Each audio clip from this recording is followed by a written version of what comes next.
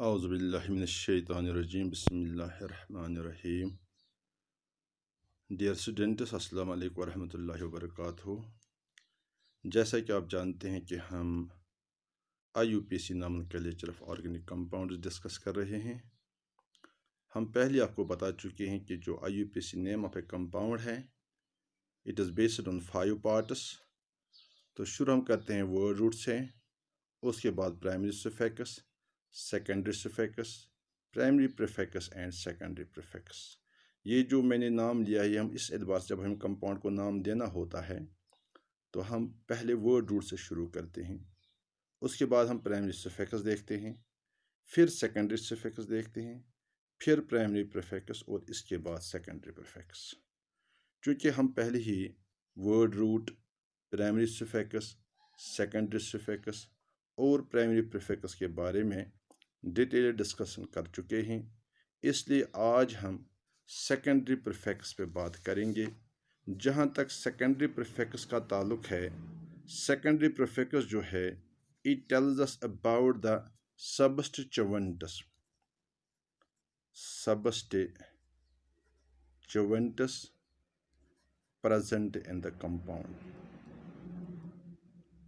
present in the compound, or you may say attached to the parent chain. Substituents present in the compound or substituents attached to the parent chain, they are represented by secondary prefix.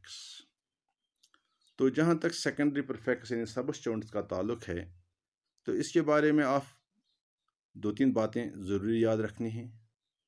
एक important point ये है कि जो हमारे पास functional groups हैं, जैसे हम पढ़ चुके हैं कि फंक्शनल ग्रुप जो होता है, इट्स एटम और group of atoms which decides the properties of the compound.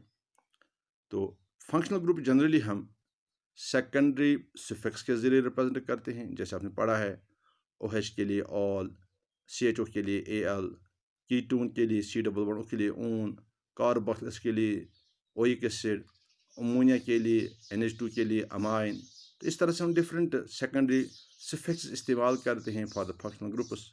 मगर ये बात भी याद रखनी चाहिए कि जो फंक्शनल ग्रुप्स कंपाउंड्स में मौजूद होते हैं, वो सारे के सारे फंक्शनल ग्रुप्स जो हैं, they are not treated as functional groups in nomenclature. Nomenclature में बहुत सारे फंक्शनल ग्रुप्स ऐसे हैं जिनको हम ट्रीट करते हैं एज सबस्टिट्यूएंट्स। मिसाल के तौर पर हमारे पास जो हैलोजन एटम है, when halogens are present as functional groups, जैसे क्लोरीन एटम है, ब्रोमीन है या आयोडीन है, if they will be present in the compound, तो एक्चुअली ये फंक्शनल ग्रुप हैं क्योंकि they decide the properties of the compound. मगर नॉमेनक्लेचर में इनको हम फंक्शनल ग्रुप तस्वर नहीं करते हैं, they are treated as substituents. तो इसलिए अगर हैलोजन एटम में से कोई ऑर्गेनिक कंपाउंड में मौजूद होगा तो ये हैलोजन फंक्शनल ग्रुप कंसिडर नहीं किया जाएगा, इसको हम एज अ सबस्टिट्यूएंट कंसिडर करेंगे।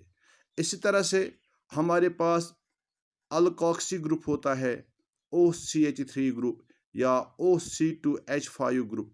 ये वो ग्रुप्स हैं जिनको हम फंक्शनल ग्रुप कंसिडर नहीं करते हैं, बल्कि ये भी जो ईथर से हमारे पास, आपको याद होगा, जैसे हमारे पास कंपाउंड है CH3OCH3, ये कंपाउंड जो ये ईथर है, मगर इस ईथर में जो ये फंक्शनल ग्रुप है OCH3, इसको हम ट्रीट नहीं कर रहे हैं फंक्शनल ग्रुप, बल्कि हम इसको ट्रीट कर रहे हैं एज ए सबस्टिट्यूएंट।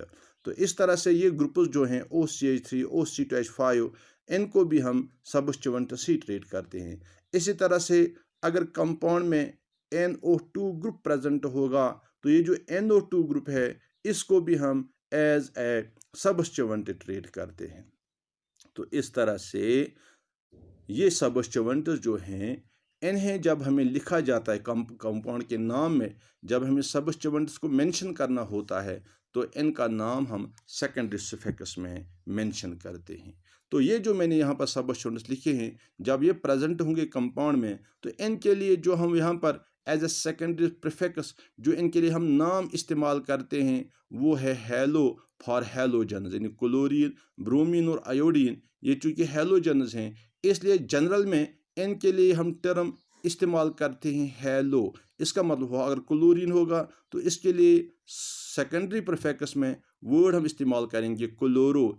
इसी तरह ब्रोमीन के लिए वर्ड इस्तेमाल होगा ब्रोमो, आयोडीन के लिए वर्ड इस्तेमाल होगा आयोडो। इस तरह से ये ग्रुप जो है OCH3 ग्रुप, इसको हम कहते हैं मिथॉक्सी। इसी तरह से OC2H5 जो है, इसके लिए हम वर्ड इस्तेमाल करते हैं इथॉक्सी। इसी तरह से अगर NO2 ग्रुप होगा तो इसके लिए हम सेकेंडरी प्रीफिक्स में वर्ड इस्तेमाल करते हैं नाइट्रो। तो ये है वो फंक्शनल ग्रुप हैं, ये एक्चुअली फंक्शनल ग्रुप है, मगर ये वो फंक्शनल ग्रुप हैं जिन्हें IUPAC नॉमेनक्लेचर में एज ए फंक्शनल ग्रुप तस्वुर नहीं किया जाता है, इसलिए इन्हें एज ए सबस्टिट्यूएंट इस्तेमाल किया जाता है। तो इनका नाम IUPAC नेम के सेकेंडरी प्रीफिक्स में आ जाता है। तो कुछ एग्जांपल्स मैं पहले इन सबस्टिट्यूएंट्स की ले लूँ, उसके बाद आगे डिस्कस करेंगे। मिसाल के तौर पर हमारे पास कंपाउंड है CH3 CH2 CH2Cl। सपोज ये हमारे पास कंपाउंड है, इस कंपाउंड में 3 कार्बन एटम हैं। अब देख लीजिए 1 2 और 3, हम यहाँ से भी नंबरिंग कर सकते हैं 1 2 और 3। तो 3 कंपाउंड्स के लिए जो वर्ड रूट हम इस्तेमाल करते हैं दैट इज प्रोप। तो फिर इन कार्बन एटम्स के दरमियान नेचर ऑफ बॉन्ड जो है दैट इज एन। तो ये हो गया वर्ड रूट, ये हो गया प्राइमरी सफिक्स। तो इसके बाद सेकेंडरी सफिक्स के लिए फंक्शनल ग्रुप में देखना है, क्योंकि क्लोरीन यहाँ पर जो है ये एज ए फंक्शनल ग्रुप तस्वुर नहीं किया जाता है, इसलिए इस कंपाउंड में कोई फंक्शनल ग्रुप नहीं है, इसलिए सेकेंडरी सफिक्स का इस्तेमाल यहाँ पर नहीं होगा। तो फिर हमें देखना है कि प्राइमरी प्रीफिक्स क्या है, क्योंकि प्राइमरी प्रीफिक्स जो है कल हमने बता दिया आपको, अगर कंपाउंड साइक्लिक होगा, क्लोज्ड चेन कंपाउंड होगा, तो वहाँ पर प्राइमरी प्रीफिक्स इस्तेमाल होगा साइक्लो। अब अगर कंपाउंड ओपन चेन है तो फिर किसी प्राइमरी प्रीफिक्स की इस्तेमाल करने की ज़रूरत नहीं है, क्योंकि यहाँ पर हमारा कंपाउंड जो इस वक्त है ये ओपन चेन कंपाउंड है, इसलिए प्राइमरी प्रीफिक्स का इस्तेमाल भी यहाँ पर नहीं होगा। तो सेकेंडरी प्रीफिक्स जो है वो यहाँ पर आएगा क्लोरीन के बदले से मैंने पहले ही बता दिया, जब क्लोरीन प्रेजेंट होगा एज अ सबस्टिट्यूएंट तो फिर इसका नाम आएगा क्लोरो। तो इस कंपाउंड का नाम बनेगा क्लोरोप्रोपेन। मगर चूंकि ये क्लोरीन एटम जो है ये इस दूसरे कार्बन पे भी हो सकता है, यानी इस तरह से CH3 CHCl CH3। इस कंपाउंड में भी 3 कार्बन एटम है, तो वर्ड रूट आएगा प्रोप। यहाँ पर भी सिंगल बॉन्ड है कार्बन एटम्स के दरमियान, तो प्राइमरी प्रीफिक्स एन आएगा। सेकेंडरी प्रीफिक्स यहाँ पर नहीं है, प्राइमरी प्रीफिक्स यहाँ पर नहीं है, और यहाँ पर सबस्टिट्यूएंट क्लोरीन है, इसलिए इसका नाम आएगा क्लोरो। तो इस एतबार से अगर हम इन दो कंपाउंड्स को नाम देंगे तो क्लोरोप्रोपेन ये दोनों हैं, मगर इनमें चूंकि क्लोरीन एटम की पोजीशन जो है वो सेम नहीं है, इसलिए हमें यहाँ पर क्लोरीन एटम की पोजीशन दिखानी है कि क्लोरीन किस कार्बन पे है। तो इसके लिए मैं सिंपली कहूँगा, इसके लिए लोवेस्ट नंबर रूल का इस्तेमाल होगा, यानी आपको नंबरिंग उस साइड से करनी है जहाँ पर उस कार्बन को लोवेस्ट नंबर मिलेगा जिस पे सबस्टिट्यूएंट है। तो जाहिर सी बात है इस कंपाउंड में फिर यहाँ से नंबरिंग होगी 1 2 और 3। इस तरह से कार्बन नंबर 1 पर सबस्टिट्यूएंट है, तो इस कंपाउंड का नाम बनेगा 1 क्लोरोप्रोपेन। और ये कंपाउंड जो है इसमें कार्बन नंबर 2 पे सबस्टिट्यूएंट है, तो इसका नाम बनेगा 2 क्लोरोप्रोपेन। अब नाम हमें एज ए वन वर्ड लिखना है, तो इस तरह बनेगा 1 क्लोरोप्रोपेन, ये बनेगा 2 क्लोरोप्रोपेन 2 क्लोरोप्रोपेन। अब देख लीजिए इनमें हम एक एग्जांपल लेंगे। सपोज हमारे पास कंपाउंड है CH3 CH2 CHO CH3 single bond CH3। तो इस तरह कंपाउंड है। तो देख लीजिए यहाँ पर चेन जो है 4 कार्बन एटम्स की है, 1 2 3 और 4। तो 4 के लिए वर्ड रूट इस्तेमाल होगा ब्यूट। एन एटम्स के दरमियान सिंगल बॉन्ड है तो होगा एन, और ये OCH3 सबस्टिट्यूएंट है तो ये प्रीफिक्स पे आएगा, इसका नाम है मिथॉक्सी। तो इस कंपाउंड का नाम बनेगा मिथॉक्सी ब्यूटेन। मगर हमें पोजीशन दिखानी है मिथॉक्सी ग्रुप की। आप देख लीजिए यहाँ पर जो मिथॉक्सी ग्रुप है it is on carbon number 2। तो इस तरह से ये कंपाउंड जो है इसका नाम बनेगा 2 मिथॉक्सी ब्यूटेन। 2 methoxy butane. एक और कंपाउंड देख लीजिए यहाँ पर, CH3 CHNO2 CH2 CH2OH। Suppose ये कंपाउंड है। अब देख लीजिए इस कंपाउंड में फंक्शनल ग्रुप भी है OH, और इस कंपाउंड में NO2 है, ये सबस्टिट्यूएंट है। ये आपको याद रखना है कि कौन कौन से फंक्शनल ग्रुप्स हैं जिन्हें एज ए सबस्टिट्यूएंट ट्रीट किया जाता है। इस तरह से NO2 भी सबस्टिट्यूएंट है, OH फंक्शनल ग्रुप है। जिस वक्त दोनों फंक्शनल ग्रुप और सबस्टिट्यूएंट दोनों मौजूद होंगे कंपाउंड में, तो उस वक्त नंबरिंग में हमें प्रेफरेंस देनी पड़ती है फंक्शनल ग्रुप को, यानी कार्बन चेन की नंबरिंग उस साइड से करनी है जिस साइड में फंक्शनल ग्रुप वाले कार्बन को लोवेस्ट नंबर आएगा। तो इस तरह से आप देख रहे हैं ये हमारा जो कंपाउंड है, इसमें 4 कार्बन एटम्स की चेन है। तो 4 कार्बन एटम्स के लिए वर्ड रूट इस्तेमाल होता है ब्यूट, और फिर इन चारों कार्बन एटम्स के दरमियान सिंगल बॉन्ड है, तो प्राइमरी प्रीफिक्स आएगा एन, और फिर कार्बन नंबर 1 पे OH ग्रुप है, तो ये बनेगा 1 ऑल। और यहाँ पर 1 2 और 3, क्योंकि नंबरिंग हमने यहाँ से की है, क्योंकि अगर हम यहाँ से नंबरिंग करते फिर कार्बन पर, इस कार्बन पे जिस पे फंक्शनल ग्रुप है, फिर इसका नंबर 4 आ जाता है, 1 2 3 और 4। और मैंने कहा कि जिस कार्बन पे फंक्शनल ग्रुप होगा उसका नंबर कम आना चाहिए, लोवेस्ट नंबर, तो इसलिए यहाँ से नंबरिंग होगी।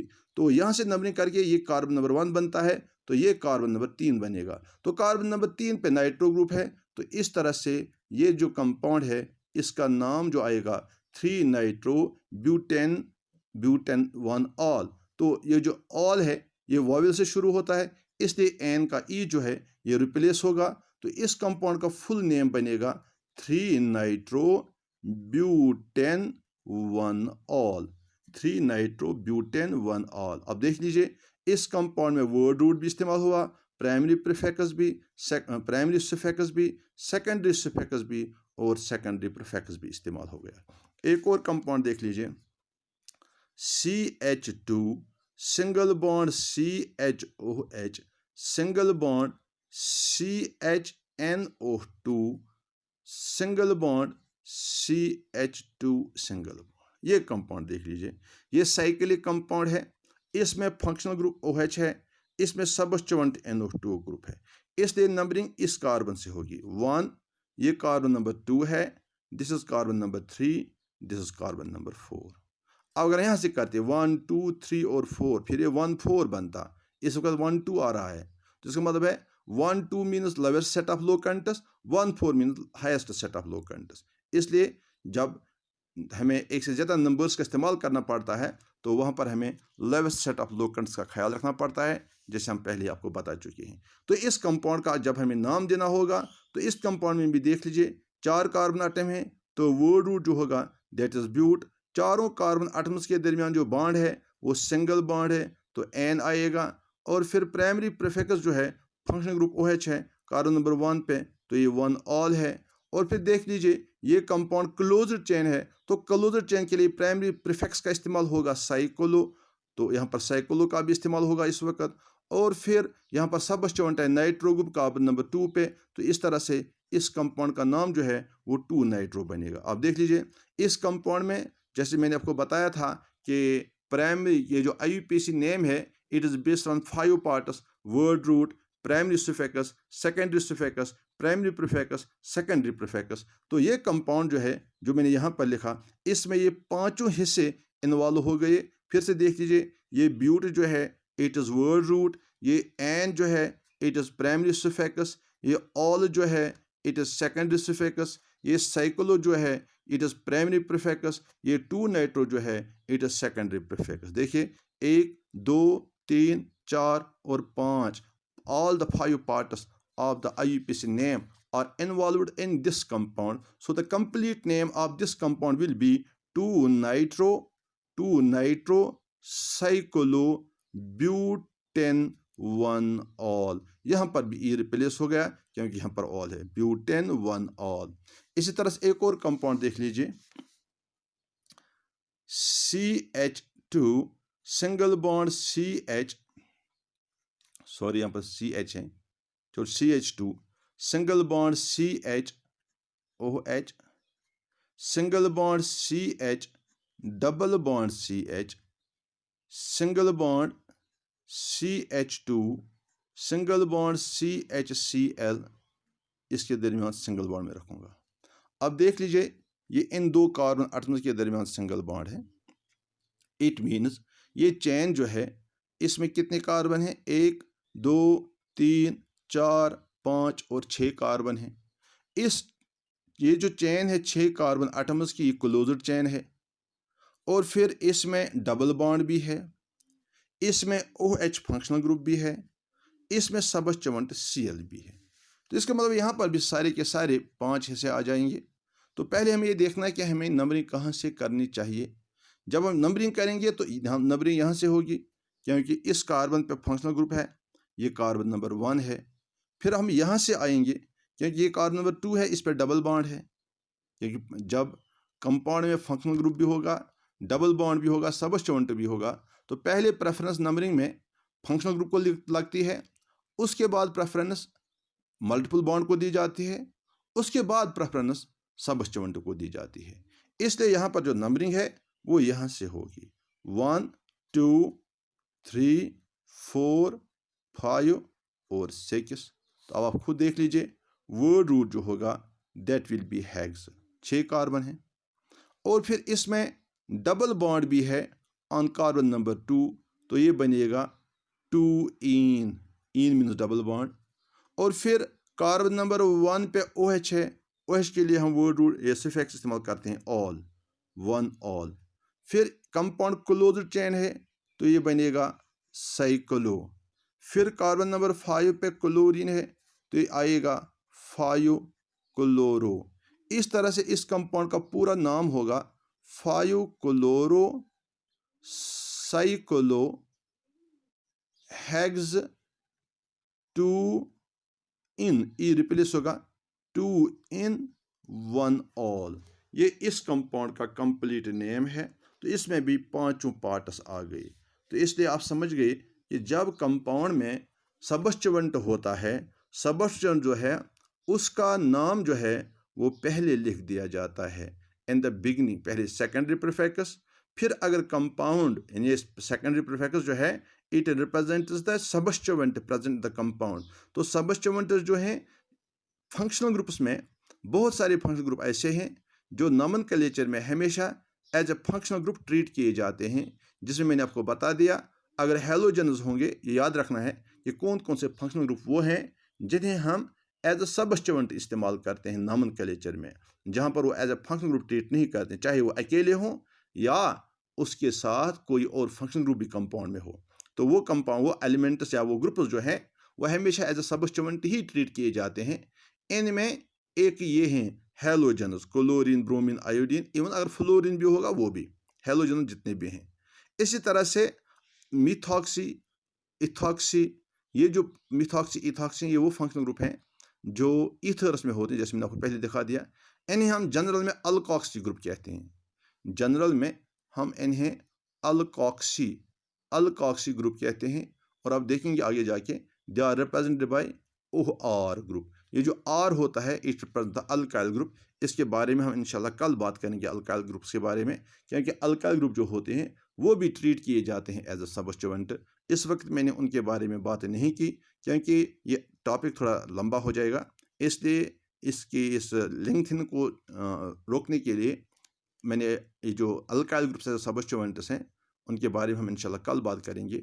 तो फिलहाल मैं सिर्फ उन सबस्टिट्यूएंट्स की बात करता हूँ जो एक्चुअली फंक्शनल ग्रुप्स हैं, मगर नोमेनक्लेचर में वो फंक्शनल ग्रुप ट्रीट नहीं किए जाते हैं।